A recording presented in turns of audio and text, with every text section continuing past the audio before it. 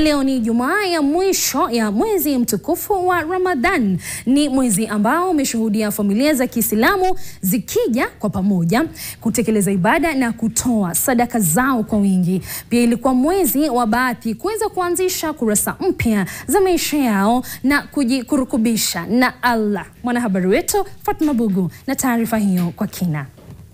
Mwezi mtukufu wa Ramadhani unaelekea kukamilika, huku waumini wa dini ya Kiislamu kote duniani wakijiandaa kusherehekea sikukuu ya Eidul Fitri. Leo ikiwa ni siku muhimu, siku ya Ijumaa ya mwisho ndani ya mwezi mtukufu wa Ramadhani, Waislamu tayari wameshafika msikitini kupata nasaha za Ijumaa. Ungana nasi.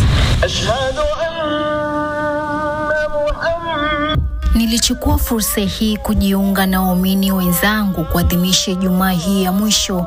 Misikiti bila shaka ilikuwa imejaa, si kwa wanaume si kwa wanawake.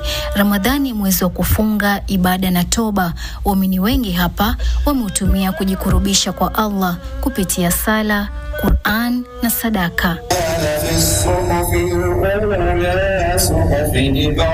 Tuko katika Ijumaa ya mwisho ya mwezi mtukufu wa Ramadhani, ambayo ni Ijumaa muhimu sana na siku za mwisho. Kwa hivyo kwanza kuwahusia Waislamu, hizi siku zilizobakia ni siku muhimu. Isiwe mtu ameswali Ijumaa bado zimebakia siku moja au siku mbili kabla ya Eid.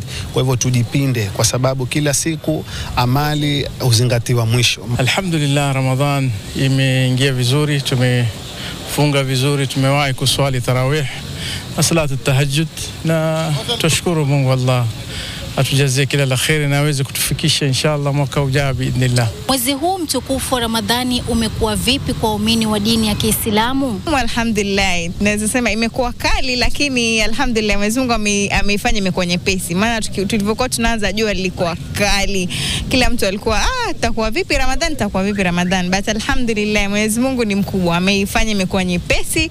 Na kuna kitu kimoja ambacho nimejionea kwenye hii Ramadhani, yani Ramadhani imekuwa the fastest Ramadhani ambayo sijaiona katika maisha yangu. Tulipata mafunzo makubwa katika Ramadhani. Ilikuwa ni madrasa, tuliweza kusaidiana, kuwa na huruma, kuwa na ukarimu, katika hali nzuri tuliosaidiana katika mwezi mtukufu. Kwa hivyo tuendelee.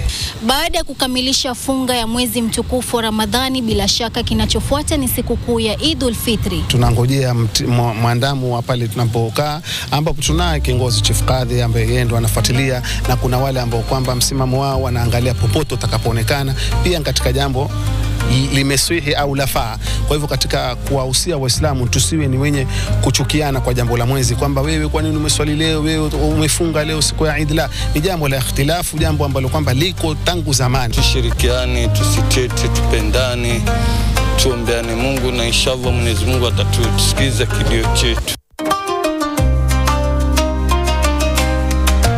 Mwenye nacho amsaidie yule ambao hana.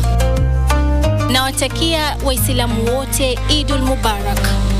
Fatma Bugu, NTV, kutoka County